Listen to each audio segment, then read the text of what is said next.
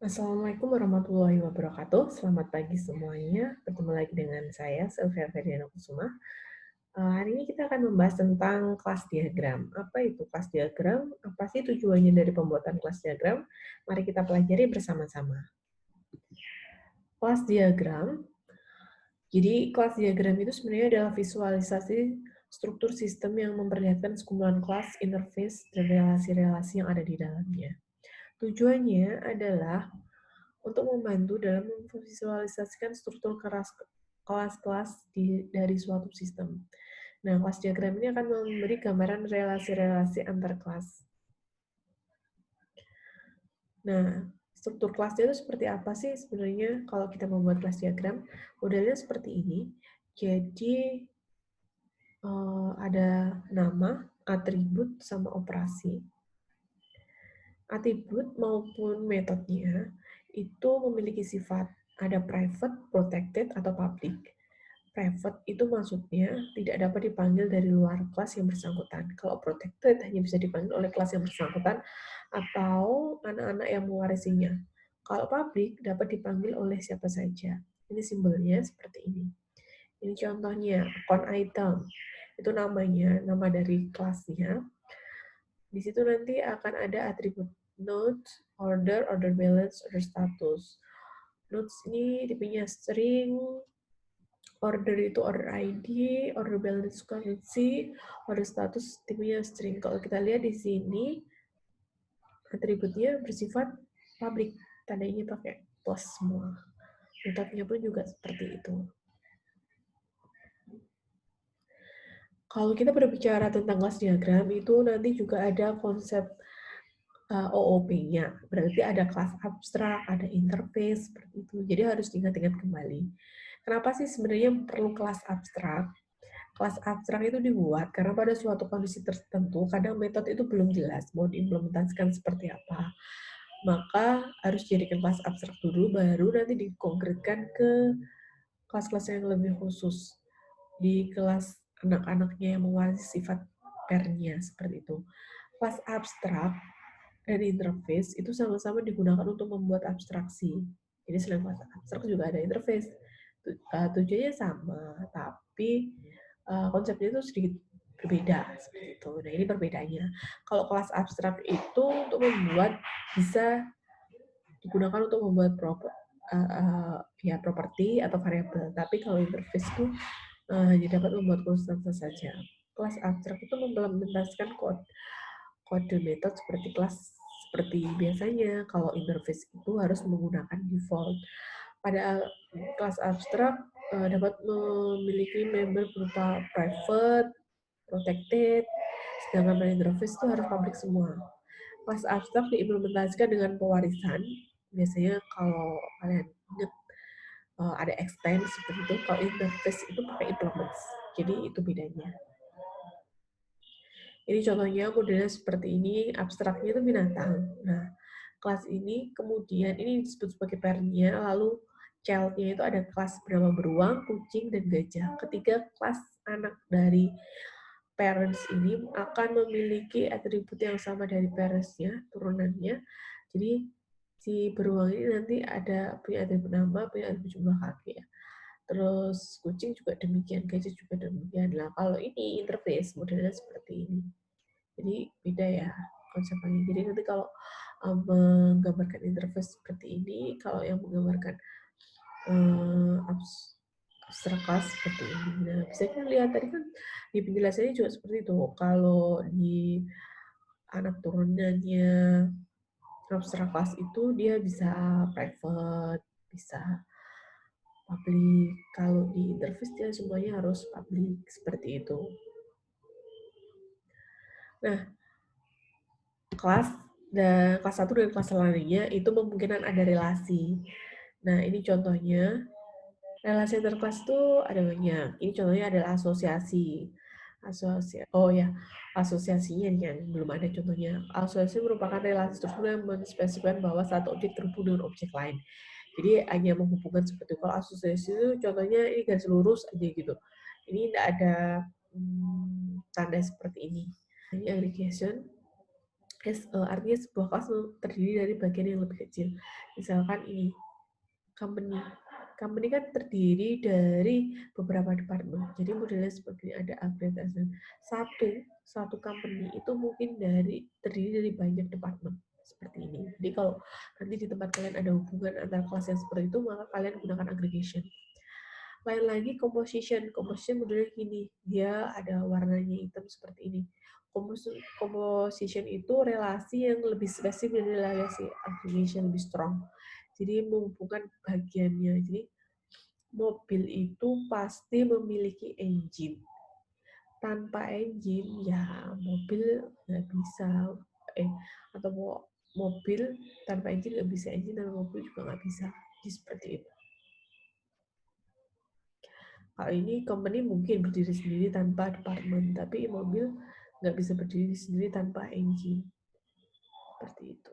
Ini untuk relasi kelas selanjutnya ada generalization. Ini menunjukkan hubungan antara kelas yang bersifat umum, kelas yang lebih spesifik. Generalisasi biasanya digunakan untuk hubungan antara abstrak kelas dengan konkret kelas, tadi yang saya sebutkan, atau kelas biasanya anak kelasnya. Pada relasi generalisasi biasanya terdapat konsep inheritance, di mana sebuah kelas mewarisi sifat-sifat bisa dalam atribut atau operasi dari kelas lain yang merupakan parent dari kelas tersebut.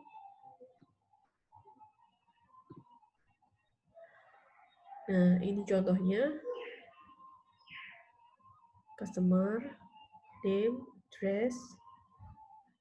Nah, ini kelas parentnya, arah generalisasi, pasti ke arah parentnya. Ini ada corporate customer, ada personal customer. Jadi baik corporate customer atau personal customer, dia pasti mempunyai nama dan address. Seperti itu. Kalau dependency merupakan sebuah relasi yang menyebut bahwa perubahan pada suatu kelas akan mempengaruhi kelas lainnya. Tapi tidak berlaku sebaliknya, itu dependensi. Misalnya ini. Nah, film klip, kalau film klipnya ganti, maka channelnya juga akan ganti. Jadi dependensi film klip dan channel, seperti itu.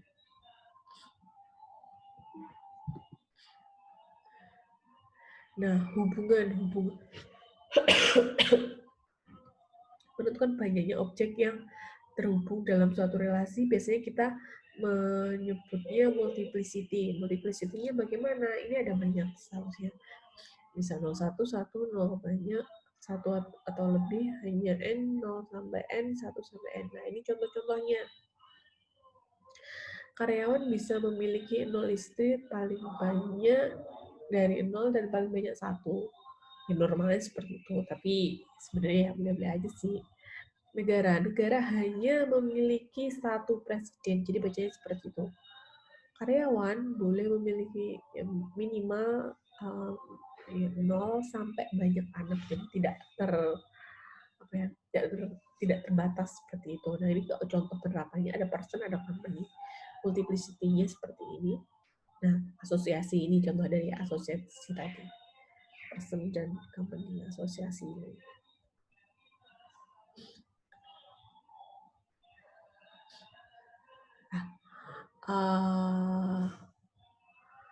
Oke, kita lanjut.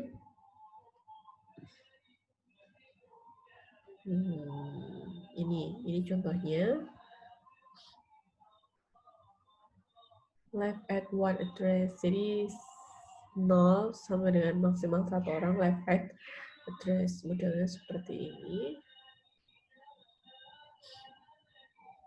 Contohnya penerapannya dari multiplicity tadi. Nah, ini ada studi kasus. Ini use case. Jadi kalau kita membuat kelas diagram, itu juga ada hubungannya dengan use case. Kelas diagram yang kita buat itu harus dipatokan dari use case. Jadi semuanya nyambung, nggak sendiri-sendiri. Di sini transaksi di perpustakaan, studi kasusnya ada pustakawan, ada mahasiswa. Mahasiswa ini bisa mencari buku, dia harus login, terus pustakawan menambahkan buku baru, ada mengembalikan, ada penggantian buku, ketika pengembalian ada peminjaman. Intinya kayak gitu, pustakawan mengurus hal tersebut, proses-proses tersebut. Nah, gimana kelas diagramnya? Ini kelas diagramnya. Jadi transaksi itu nanti ini sebagai pairnya ada Kelas turunannya ada peminjaman dan pengembalian. Jadi kalau seperti ini, di semua kelas baik peminjaman maupun pengembalian ada atribut H peminjaman, tanggal pinjam kembali dan harus kembali. Jadi, oke, nah ini anggota melakukan peminjaman, satu anggota melakukan satu peminjaman, satu anggota melakukan satu pengembalian, satu buku. Nah ini peminjaman, satu peminjaman boleh mengatur 1 sampai banyak buku. Satu pengembalian juga seperti itu. Untuk denda keterlambatan juga seperti itu. Penggantian buku juga seperti itu. Jadi modelnya seperti ini. Ya, ini asosiasi semua untuk relasinya.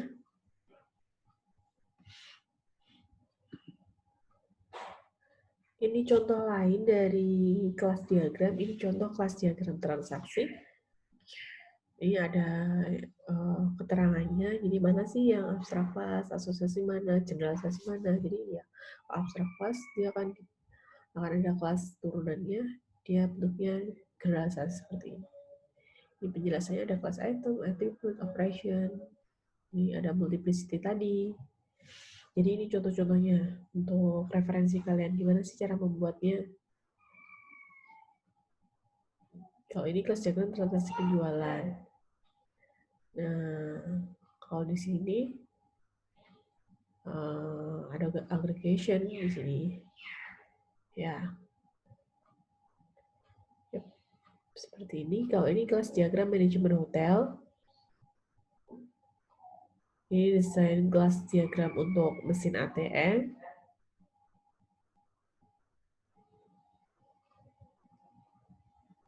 Kira-kira seperti itu. Nah, informasi ini saya dapatkan dari 3 referensi. Sekian, terima kasih. Selamat mencoba. Dan apabila ada pertanyaan, silakan langsung komentar di classroom masing-masing kelas ya. Oke, terima kasih. Wassalamualaikum warahmatullahi wabarakatuh.